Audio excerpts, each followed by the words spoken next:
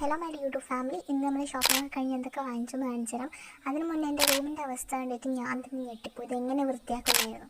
പിന്നെ എൻ്റെ റൂമിൽ കുറച്ച് പക്ഷിയൊക്കെ കൂടിയിട്ടിട്ടുണ്ടായിരുന്നു കേട്ടോ. പിന്നെ ഇതിൻ്റെ ക്ഷണം മാറ്റാൻ വേണ്ടി ഞങ്ങളൊരു ഷവർമ കഴിച്ചു.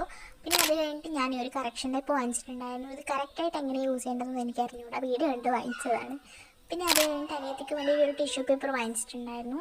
പിന്നെ ഒരു സ്റ്റിക്കി നോട്ട്. ആൻഡ് ഫൈനലി ഞാൻ ഈ ഒരു സാധനം വാങ്ങിയത് എങ്ങനെ ഉണ്ടാവുമോ എന്നൊന്നും എനിക്കറിയില്ല. ഞാൻ ടേസ്റ്റ് ചെയ്തിട്ട് പറഞ്ഞുതരാം. പിന്നെ ഞാൻ ലാക്മേയുടെ ഒരു CC ക്രീമാണ് വാങ്ങിച്ചിട്ടുണ്ടായിരുന്നത്.